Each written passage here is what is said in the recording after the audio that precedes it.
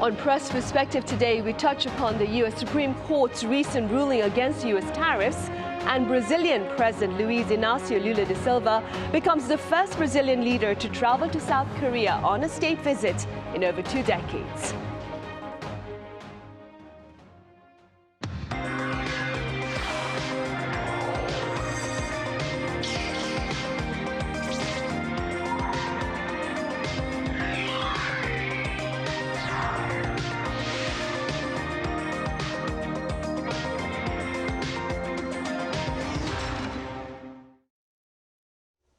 Hello and welcome. You're watching Press Perspective for this Monday, February 23rd here in Seoul. I'm Min Sun-hee. U.S. tariffs and summit talks between South Korea and Brazil are some of the issues that we will address today. For more on this, I have Fabian Kretschmer with German press agency DPA here in the studio. Fabian, as always, welcome. Hello. I also have Professor Park Won-gon at Ewha Womans University joining our talk virtually. Professor Park, as always, it's a pleasure. Thank you for having me. Right, we shall start here in the studio. Fabian, the U.S. Supreme Court ruled that Donald Trump's reciprocal tariffs on South Korea and other countries are unlawful. Should we start with this particular ruling? What exactly did the court decide, and what are the immediate implications? Yeah, I would say this ruling is by far the most important, at least during Trump's second presidency so far. The court has decided that most of Trump's tariffs are illegal. They are basically, the court invalidated those tariffs. Why? How did the court argue? It said that you need basically approval by Congress. So what Trump did, he exceeded his presidential power. He abused his power. He decided things that he actually was not allowed to do by law. He was not allowed to impose those very broad tariffs. That has very this is a consequential rulings because, I mean, it's about billions of dollars basically of value that now has to be decided how it gets repaid back. But I would say many companies are not super happy about the decision, because what businesses need is certainty. They want to plan ahead. They need stability. And once you've already adjusted your supply chain, once you've already moved factories maybe to another country or etc., that costs a lot of time, resources, money, and you don't do this today this way and then tomorrow in another way, so the damage has already been done.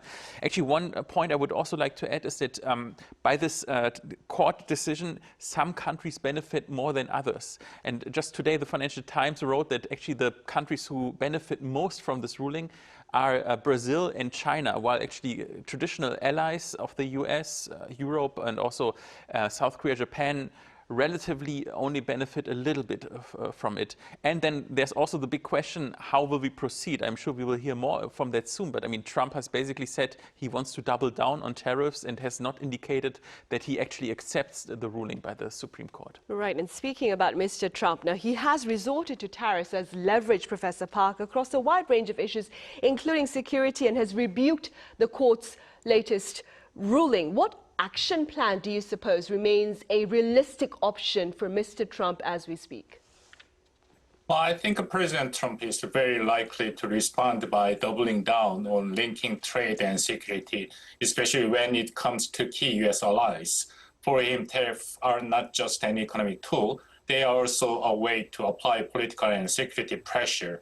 The countries he focuses on most with the so-called reciprocal tariff are actually America's closest allies and partners. These are the countries that rely heavily on U.S. security guarantees, while at the same time running large trade surpluses with the United States. South Korea, Japan, the European Union, and Taiwan all fit that profile. So even if reciprocal tariffs are ruled illegal by the Supreme Court, I don't think that means the pressure simply disappears. The Trump administration still has plenty of options on table, especially by tying economic issues more closely to security cooperation. If we look specifically at South Korea, Seoul is committed to about $350 billion in investment in the U.S. In return, there have been understandings and discussions on security issues, including nuclear-powered submarines and possible revision to ROK-US nuclear cooperation agreement. In that context, if South Korea were to argue that those understandings no longer apply because the reciprocal tariffs were struck down, the Trump administration could respond by reconsidering or even rolling back security-related agreements. Beyond that, President Trump can also rely more heavily on existing trade laws. Section 232 of the Trade Expansion Act allows the U.S. to impose sector-specific tariffs on national security grounds. And even from the South Korean perspective, this means that the best option is to maintain its existing investment commitment and move forward with the special legislation on U.S. investment that Washington is asking for, including passing it through the National Assembly on schedule. That's the most realistic way to manage the pressure going forward. Right, which is something that was discussed by officials here in the country this past weekend upon the Supreme Court's ruling. Fabian, the U.S. leader, he's set to deliver his State of the Union address on Tuesday evening, U.S. time. What do you believe will be the gist of his address? Well, I think two messages I'm quite sure he will deliver, because that has been a theme that Trump always delivers during his speeches. Namely, he wants to convey the message that he's the greatest president of the United States in the history of the United States, and that he will also lash out against his enemies. I mean, that's basically his nature. That is what he always does. But more specifically, I think the ruling by the Supreme Court against his tariffs, I think he will address that. He will basically say that Trump will protect the rights of the workers, of U.S. manufacturing, of the U.S. industry with those tariffs. And the judges, he will frame them as unpatriotic and that they constrain him in his agenda. I think that's what he will say. He will also probably lash out against China and other countries, maybe even also traditional allies. Could also be that he will lash out potentially against European countries, against South Korea, and accusing them of cheating the U.S. or basically taking advantage of U.S. under the current trade system, and that thereby tariffs are necessary. I think he will double down on that, and he will also say that tariffs are necessary to basically make trading partners pay for the benefits that they can enjoy with doing trade with the U.S. I think this will be the overarching theme of his speech. Right. And going forward, Professor Park, the U.S. midterm elections are scheduled to take place this November. Keeping this in mind, what do you suppose are the political implications of this ruling by the U.S. Supreme Court, and how might it shape broader global dynamics, do you think? Well, midterm elections in the United States are always important because they function as kind of a referendum on the sitting administration. Voters often use the midterm to send a message, and historically, they tended to prefer checks and balance rather than giving one party too much power. As a result, it's actually quite common for the president's party to lose seats in Congress during the midterm elections. Many voters want Congress to act as a counterweight to the White House. Of course, outcome can vary depending on local races, specific district dynamics, but the basic pattern is still very strong in American politics. From the administration perspective, winning the midterm is critical, especially when second-term president losing control of Congress can significantly limit what the administration can realistically accomplish during the remaining 2 years in office. That said, the Trump administration doesn't necessarily follow the traditional rules of the Washington politics, as we've been already seen and talked, including in this recent Supreme Court ruling on tariffs. President Trump has been willing to bypass Congress and rely heavily on the executive authority to push his agenda forward. In fact, even though the U.S. and South Korea have a free trade agreement that was ratified by the both legislatures, the Trump administration still imposed what were effectively unilateral tariffs, which may argue infringed on Congress trade authority. So even if Republicans fail to secure a clear majority in midterm election, I don't expect President Trump's America First approach to slow down in any meaningful way. He's likely to continue applying direct pressure on other countries using a wide range of economic and political tools to achieve his objective.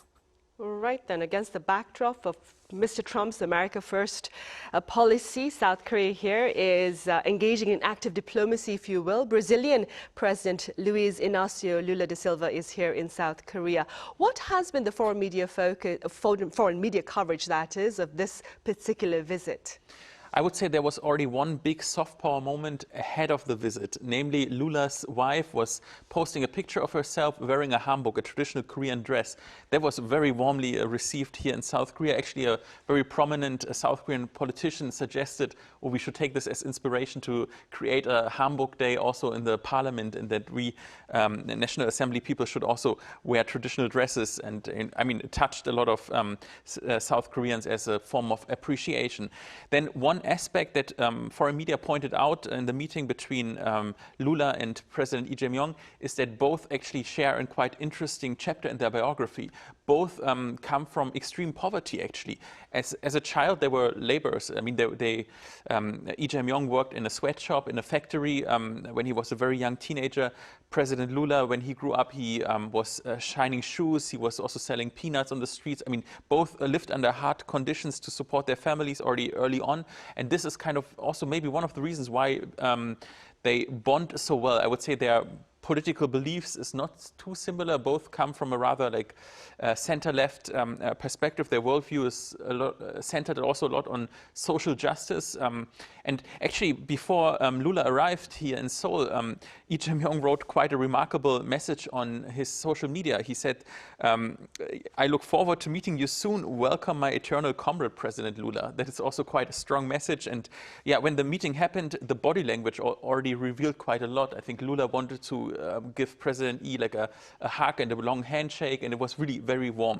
In terms of content, yeah, both countries have elevated their bilateral ties to strategic partnership, and I think that's important to establish more political but also economic exchanges, and I think that's also one of the goals by the Brazilian side. I mean, Lula came with a really extensive business delegations. A lot of CEOs were in his entourage, and I think that's also one of the reasons why Brazil wants to seek closer ties to South Korea. Right, indeed. And Professor Park, what do you suppose is the importance of strategic partnership between South Korea and Brazil amid the current climate of uncertainty with regard to geopolitics and the global economy? Well, I think a deeper cooperation between South Korea and Brazil at this moment is strategically significant on multiple fronts, economically, diplomatically, and geopolitically. First, let's talk numbers. South Korea and Brazil already have a meaningful economic relationships. In 2025, Brazil's export to South Korea were around $5.47 billion, including key goods like mineral fuels, meat, and coffee. The Korea's export to Brazil remains substantial as well. Historically, trade between the two countries has reached roughly $10 billion in recent years, showing strong growth in trade and service ties. South Korea is one of Brazil's important partners in Asia, with major Korean companies such as Samsung, Hyundai, and CJ having a strong presence there, and a vibrant Korean community of some 50,000 people living in Brazil. Beyond trade and investment, there is a growing cooperation in areas like digital business, 5G, e-commerce, and even defense industry collaboration following recent MOUs signed last year. Brazil's significance for Korea goes beyond simple commerce. Brazil is widely seen as one of the leading voices of so-called Global South, an influential developing country with deep ties to Latin America, Africa, and increasingly Asia. Strengthening ties with Brazil helps Korea diversify its diplomatic and economic partnership beyond East Asia and the West, which is crucial in an era of heightened geopolitical competition. Right, for sure. Meanwhile, Fabian, across the border in North Korea, the Workers' Party's 9th Congress, it finally opened. That was last week after the Lunar New Year. I remember we were sitting here talking about when that particular Congress would take place. So what has been shared about this political event thus far? Yeah, so the event was opened on Thursday by Kim Jong-un giving an opening speech, and the one particular focus that a lot of journalists, put their attention to was that Kim Jong-un displayed a lot of confidence. He delivered a message of optimism, if you will, and of course you could dismiss it and say, okay, it's the ruler of North Korea. Of course he would be very confident and say everything is fine. But no, if you look at the Party Congress 5 years ago, I mean, the Party Congress traditionally takes place every 5 years. During the last one, actually, Kim Jong-un acknowledged a lot of economic problems. And now he's saying, no, a lot of the hardship has been overcome. The economic situation has been transformed the country. The livelihood has been improved. That is quite remarkable if he says so. And yeah, today he was re-elected as the General Secretary of the Workers' Party. Of course, that was to be expected. But KCNA, the North Korean state media, quoted the Congress report. And in this report, it was also mentioned that one of the reasons why Kim Jong-un is was re-elected is that he not only improved livelihood of the people, but also that under his ruling, the nuclear deterrence was strengthened, and that gives you a little bit of a signal where the country is going to. However, a lot of information has been sparse. I mean, a lot of experts want to know more whether Kim Jong-un is positioning his teenage daughter to political succession. Maybe we don't know much more except for some NIS reports, but I think from the Party Congress, there's not so much information. We don't know whether Kim Jong-un is really having some willingness to engage with South Korean President Lee Jae-myung, who really wants to revive inter-Korean relationship. And he also doesn't signal yet whether he wants to engage with US President Donald Trump. Those would be questions that we have to look out for. Maybe we'll find answers by reading KCNA in the coming days and weeks. Right, maybe. In the meantime, Professor Park, at the end of 2023, North Korea defined cross-border relations as those between two hostile states. Now, many wonder whether this Ninth Party Congress, a Congress that takes place every 5 years, will make public policies that reflect this particular stance. What are your thoughts? Well, also, Fabian, as Fabian mentioned, the Ninth Party Congress has officially begun, but as of today, there have been no concrete announcement on either South Korea policy or broader foreign policy. What North Korea has said so far is each sector is reviewing and discussing plans based on the goals outlined in Kim Jong-un's work report, and that a formal decision document will be adopted later. That means there is still room for more specific message to come out either through the final resolution or through Kim Jong-un's concluding remarks. That said, I do not expect any fundamental change in North Korea's line towards South Korea. The policy of defining inter-Korean relations as those between two hostile states is almost certainly going to continue. Kim Jong-un already reaffirmed this very closely in his policy speech at the Supreme People's Assembly last September.